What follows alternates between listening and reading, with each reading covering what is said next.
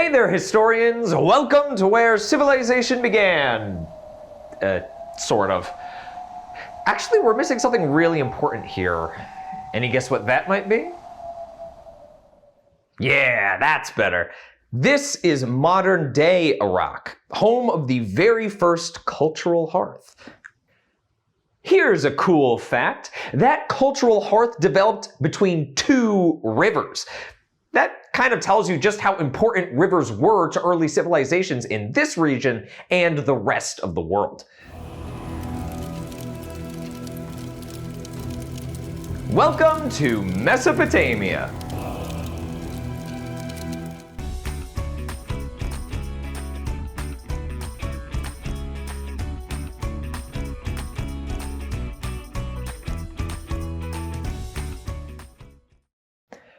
Before we break out our tools, let's take a quick look at our lesson objectives.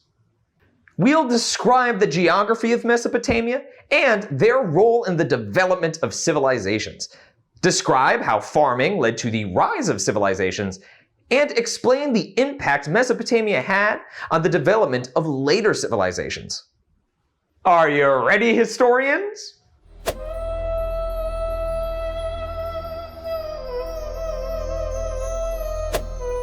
The first civilization formed in Mesopotamia, a region located in what many call the Middle East. Mesopotamia was located between the Tigris and Euphrates rivers in a land called the Fertile Crescent, named for its terrific farmland and warm climate. In fact, conditions were just about perfect for growing crops like barley and wheat. The term Mesopotamia is Greek and means land between the rivers. Those rivers played a humongous role in the start of civilization in the region. Conditions for settlement were ideal, helping make Mesopotamia the birthplace, or cradle of civilization. The rivers had lots of flooding, which left new soil on the land that made farmland more fertile, or good for planting. The land between the rivers looked great to early settlers, who started villages which then grew into urban centers. The rivers merged before emptying into the Persian Gulf, part of the Indian Ocean, but that opened the region to trade with other parts of the world. The rivers created a few problems too. Pause here a moment to write down some challenges that the rivers could bring.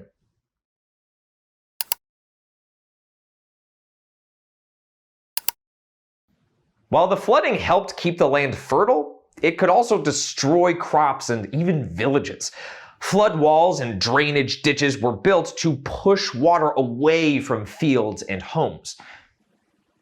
The geography of the land also created some problems. The flat land was often open to invaders from other places, so defensive measures like walls and moats were often built around their cities. But all that water and fertile land allowed for the growth of farming and villages throughout the region.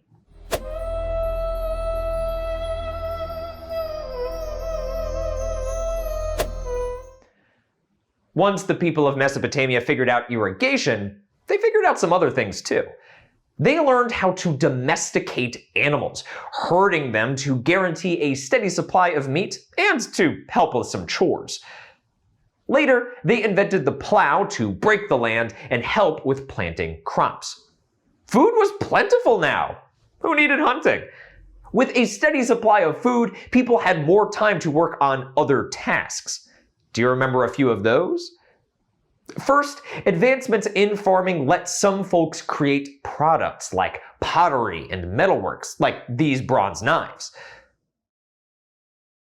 These changes brought about the end of the Stone Age and triggered the start of the Bronze Age. This led to jobs, trade, and a strong economy. As people settled in one spot, they also built better, more permanent homes. Since lumber was hard to come by, they used mud from the nearby rivers to make bricks for building. As houses sprang up near one another, the people created communities that grew into cities. All the other traits of civilization followed suit, and all of it happened because the people had plenty of food.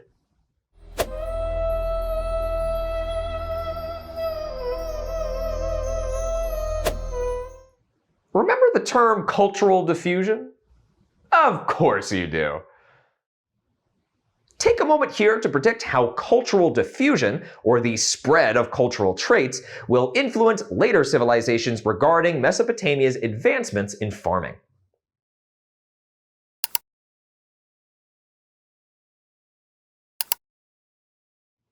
Through trade, travel, and wars, other cultures learned about the advances in farming used by the early Mesopotamians, and then they used them themselves.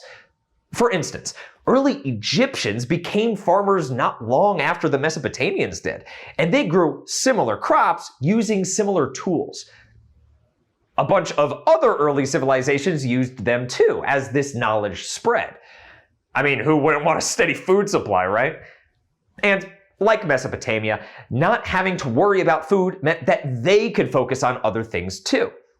As you might expect, the closer they were to the Tigris and Euphrates rivers, the more other civilizations seemed to copy the cultural traits of Mesopotamia. Farming is only one example.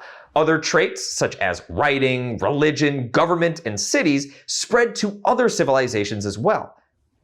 Each civilization then tweaked those ideas in their own special ways.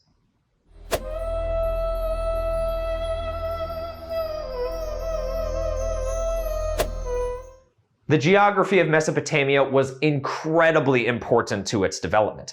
The rivers provided all of the essentials of life for people, who also worked to overcome the problems that the geography created. The biggest change came in getting food, as early Mesopotamians came up with a stable food supply by farming and herding. This paved the way for all of the other developments that make up a civilization. Next time, we'll take a closer look at the earliest civilization in Mesopotamia and its many, many, many achievements. Until then, historians, keep uncovering the past and looking to the future. And remember to always be clever. Hey!